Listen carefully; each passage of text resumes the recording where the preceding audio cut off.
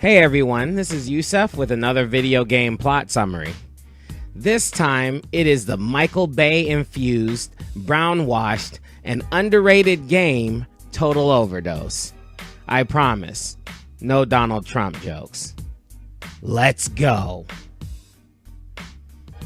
We open up with a DEA agent named Ernesto in the jungle shooting people in the face. At the same time, he's talking to a man with an ominous southern accent. Male southern accents are always ominous, unless you are Matthew McConaughey. Then it's just confused. He always sounds confused, slightly.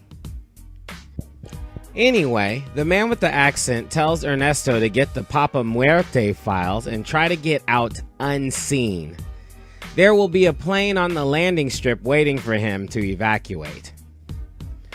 Obviously, ominous accent man doesn't know Ernesto very well as he blasts and explodes his way to the landing strip.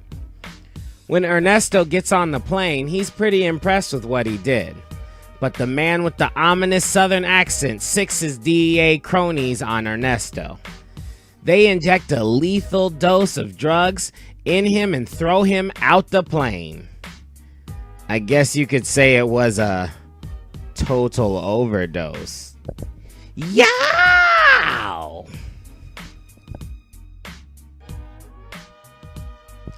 Later, Ernesto Cruz's son, Tommy, is in the DEA investigating Papa Muerte and his father's murder. He is convinced that the agent that killed his father is still in the DEA. Tommy reports to the whitest man in gaming, Colonel Trust, that, yes, his name is Trust, by the way, Trust, that he got a hot lead 2 weeks ago and went to Mexico to check it out.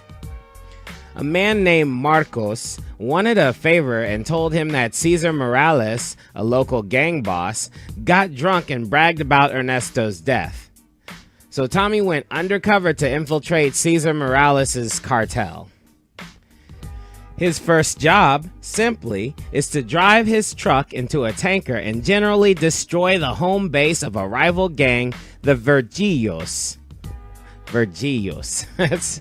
Sorry, let me go ahead and warn you guys ahead of time. My Spanish is not good. My Spanish accent, my German accent, all these things are horrible. Okay, I'll try my best to say the words Vergillos, but it's not very good. Anyway, then he will meet back up with Marcos at El Mucho Bar. Everything pretty much goes as planned until it didn't. Anyway, Tommy now is strapped to a wheelchair with a broken foot. What a wasted opportunity. Or is it?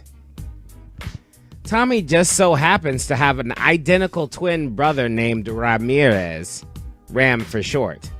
And he was in jail because he's insane in the membrane. Hey, shout out if you remember that song, by the way.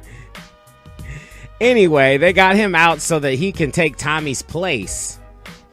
So now Ram heads to El Macho to talk to Marco, aka the Rat. He runs into this girl that punches him because she thinks Ram is his brother, and then she tells him Marco is inside doing very well at poker. Just then, Marco shoots out of the bar with some angry gun-toting thugs giving chase. Ram, of course, needs his informant alive, so he shoots them all up and takes Marco to the junkyard. Afterwards, Marco tells Ram that he can say some nice words to Cesar Morales, but it's up to Ram to get known. Shouldn't be a problem. So Ram goes and does some drug running and some explosions and some Grand Theft Auto and ends up with another mission for Cesar Morales. He needs to steal back the trucks full of cocaine that the Vergillos took from Cesar. Ram handles that violently, but it's not enough as his beautiful boss for the job tacks on that he needs to drive a van full of explosives into the cargo ship and sink it. Well, Ram enthusiastically does this and gets in contact with his brother at HQ. Apparently, the DEA is going to use those trucks to find out where the rest of the drugs are and do one huge bust on Cesar Morales. Agents Pearson and Johnson will be leading the assault team. The boss of the job eavesdrops and hears that Ram is a DEA agent. Uh-oh. After a while, Ram is summoned to a bullfighting stadium to meet with Cesar Morales himself. Cesar likes Ram so much that he puts him in charge of escorting the 3 trucks full of cocaine to a special secret area in the Bergios territory. Ram goes back to Marcos to get the information on the job. He finds out that the woman from the earlier job is Cesar's driver, and that she came around the junkyard asking about Ram. So the job starts and they go to the same place where Tommy got himself hurt.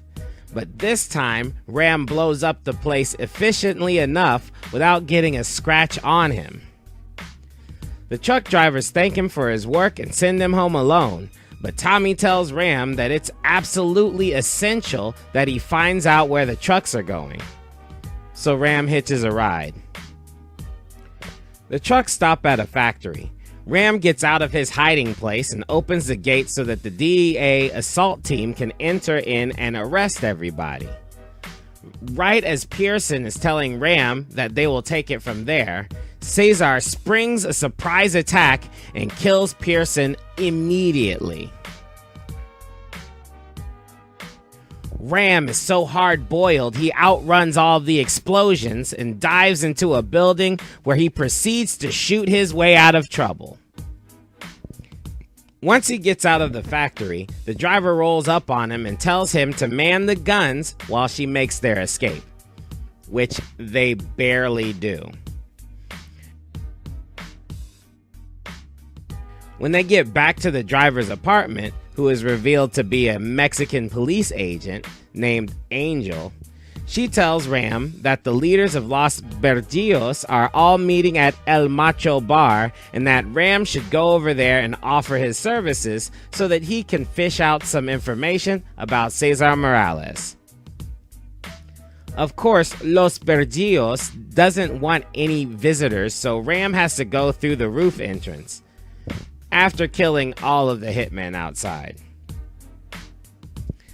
I don't know what deal or information that Ram had with Los Bergios, but I assume he traded his hitman services for information on Cesar's whereabouts. Either way, Ram takes a taxi to the bullfighting ring, loads his guns, and fights his way to Cesar Morales' office. Cesar Morales. I can't say that. Morales. After he blows Cesar away, Ram gets the evidence from Cesar's safe and almost gets blown up in the process. He takes the evidence, which is a letter, to Angel. The letter is from a man named PM, detailing how he got a warning from the crooked DEA agent, codename Eagle. He tells Cesar to ambush the DEA agents, kill them all, and get all of the heavy guns and equipment from Elvez Autos. So Ram is heading to Elvez Autos. Ram contacts his brother, and Tommy speculates that PM stands for Papa Muerte. Then Tommy tells Ram that Papa Muerte is responsible for their father's death. So now Ram is extra interested in solving his case. He just wanted to blow shit up before. After working his way through Elvez Autos, he finds an office that has paperwork and sketches signed by PM that authorizes coffins with hidden compartments. He also sees a bunch of empty weapons cases. Well then, it's time to go to Elvez's hacienda. Marcos, who thought Ram was dead, makes a deal with Los Bergios to get Ram a nice speedboat to approach the hacienda in. As per Marcos' advice, Ramirez gets into the hacienda very silently by parking his boat calmly in the main pool. About halfway through the mansion, he finds the port that has the coffins ready to ship. The coffins are filled with the dead bodies of the DEA agents from that failed raid at the factory. He keeps moving and catches Senor Elvez with his pants down in the hot tub. Elvez tells Ram that he was paid to provide the weapons and modify the coffins and get rid of the DEA bodies. General Montañez was going to hand Elvez his payment. Tommy doesn't need more info, so he calls Ram off the op. But before Ramirez can leave, Elvez pulls out extra guns. Ram murks Elvez. And just as he does that, more men show up as Angel tells Ram that the Mexican police informed the military, and the military informed Papa Muerte about Ram's attacking Elvez.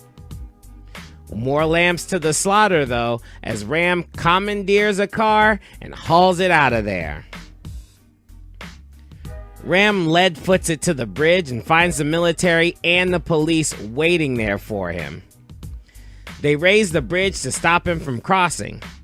Ram gets to the tower and starts to lower the bridge, but a henchman shoots out the controls before the bridge is lowered completely.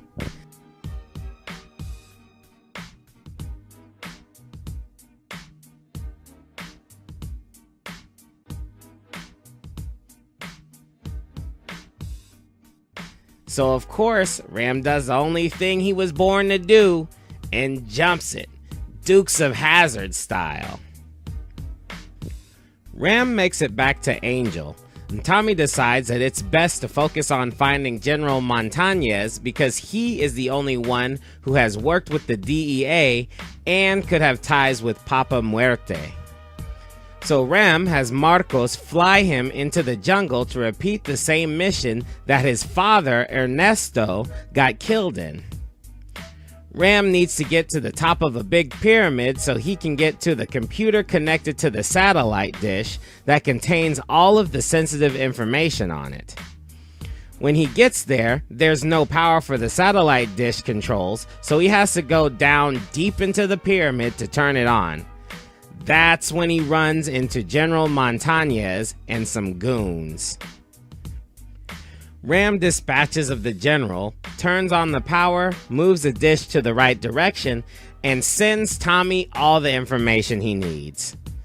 Then Ram takes the exact same route out of the jungle that his father took, but since Marcos is flying the plane, Ram doesn't have to suffer the same fate. Ram contacted Tommy, and Tommy tells him he needs to take Marco and himself to Angel's place and lay low until Tommy contacts him. Back at the DEA headquarters, Tommy hands his superior the information he got from the jungle computer. Apparently, the DEA informant told Papa Muerte that the DEA doesn't destroy the cocaine that they confiscate. Instead, they use it as contraband for secret drug wars. So the plan is to take the coffins with the extra compartments built inside, put the weapons in the compartments and the crooked military soldiers in the regular part of the coffin. Then they load up the DEA's train with the dead DEA agents and the coffins with the military soldiers together. The DEA trader will make sure that the train goes through a secret tunnel right underneath the DEA headquarters. Then when they make it to the headquarters, the military force busts out of the coffins, takes the DEA by surprise, steals the cocaine, sets a time bomb, and leaves. They then keep the cocaine in the United States and sell it there. That's a crazy plan. The only thing that's weird is, I don't understand why they had to build secret compartments for the coffins when the crooked DEA agent can ensure that they go into the headquarters via a secret tunnel undetected. Seriously, the numbers don't add up. You would need a pretty good number of military to storm the DEA headquarters, I'm assuming. So every coffin that you make represents one military fighter. That seems like it would take up a lot of space. Especially given that if you stack the coffins, Only the person in the coffin on top would be able to free himself. Why not just fill up a train car full of military killers? If the DEA traitor is that good at smuggling everybody in, what's the point of the coffins? Anyway, Papa Muerte is willing to bet that the DEA would not admit to the fact that they have probably tons of cocaine hidden at their headquarters because of the morality issue. Is this not common knowledge that even a regular police precinct holds on to cocaine and other drugs? You know, sometimes I read articles where police officers get in trouble because they can't explain the sudden disappearance of drugs that they confiscated. Anyway, upon hearing this and being presented with the evidence, Tommy's commander, Colonel Trust, armors up and decides to call all the DEA generals for the big fight. In the meantime, Ram goes to Angel's place and gets confronted by a bunch of assassins. Just then, the commander gets on the phone, but before he can dial 9 to get a line out, Special DEA Agent Johnson shows up and starts talking with the ominous southern accent. Tommy hits the button on the computer and transmits to Ram so Ram can hear Johnson's monologue about how he's already sent people to kill Ram and kidnapped Angel heinously. Then he injects both Tommy and the Colonel with a lethal injection that doesn't kill them right away and totally just leaves them there to die for like an hour. So Ram hauls ass to the DEA headquarters, crossing the border and destroying the Border Patrol on his way. Ram gets to the DEA and has to climb to the top of the entire headquarters without using an elevator to get the adrenaline shots so that he can cure Tommy and the Colonel. Once cured, the Colonel hands Ram his security pass and tells him he needs to go to the basement to stop that bomb. Tommy also reminds Ram that Johnson is the one that killed their father. Dude, that's a lot of multitasking.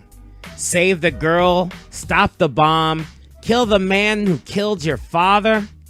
I really hope that Ram gets his freedom after this, and they don't just knock years off his sentence like Suicide Squad.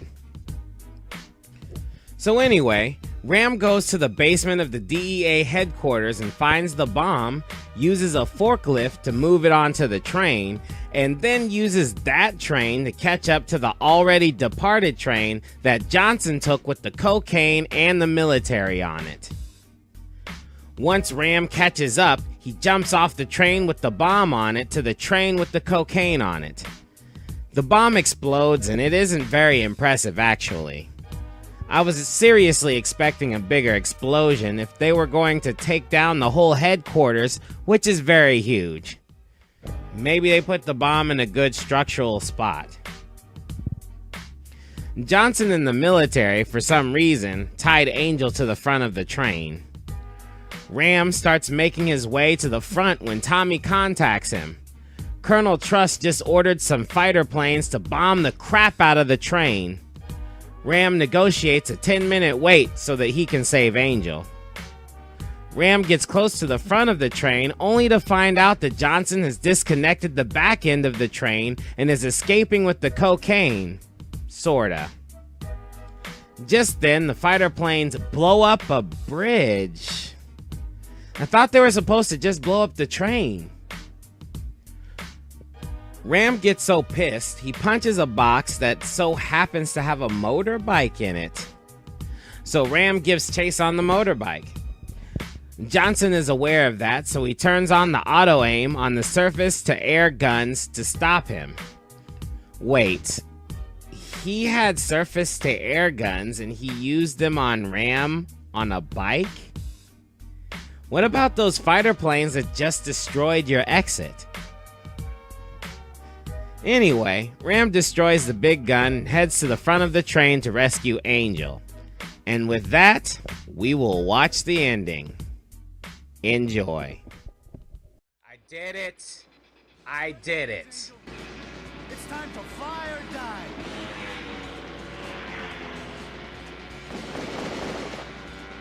Really? If you don't make it, I want you to know you are gorgeous.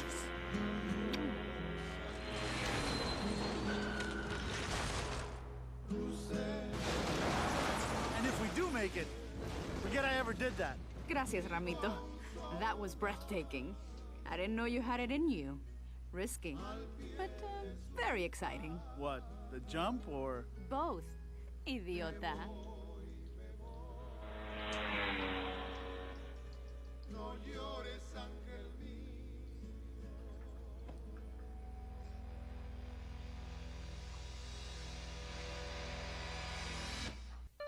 All right, everybody, that was the plot summary of Total Overdose.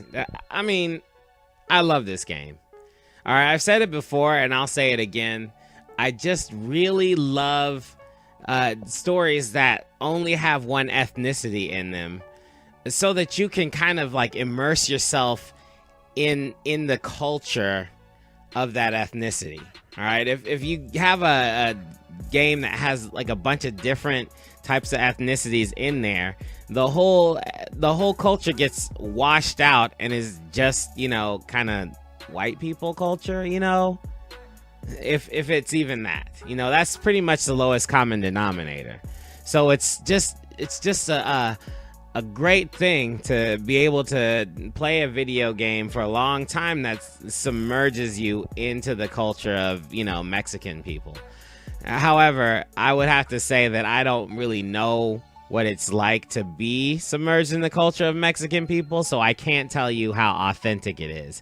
But it is just nice. I mean, having Ramirez and his brother Tommy and the DEA agent father Ernesto being Spanish, being Latino, being Mexican, but not actually from Mexico, and then having other Mexicans point out that these Mexicans aren't from Mexico, they're gringos, you know what I'm saying? That's pretty cool to me. All right, they have, you can tell there's like a slight prejudice towards them, and they're kind of impressed with Ram even though he's not from there. You know, it's, you know, obvious he's like, what is he, from Texas or something? I have no idea the difference of the accents. I can't tell. You know, I haven't listened to the Spanish accent enough to be able to tell two different Mexican accents as opposed to, you know, like a Spanish accent from Peru and a Spanish accent from Mexico or or whatever. But I just think it's totally awesome. And also the movie plot, or the video game plot, had all of the makings of a nice schlocky movie. It was very self-aware, and a whole bunch of things happened that were jokes, and they went completely along with the story. I really think that the people who wrote this thing, I hope they write more, or they wrote more stuff, and I need to look it up to see if they did, because it's awesome. And, you know, games like Just Cause are cool too, because they star, you know, a Latino guy, and it's the same sort of you know, stunt crash Michael Bay type movie scenario, only they insert the Latino guy, who I think he's Mexican, I'm not sure, but they insert him into different areas, and he just basically blows shit up in a place that isn't his home. You know, I mean, to be fair, Ramirez, he wasn't blowing stuff up in a place that was his home, because he's like from the States, but still, you know. Anyway, you guys let me know what you think, and I'll talk to you guys later for sure. See you on the next video game plot summaries. Peace.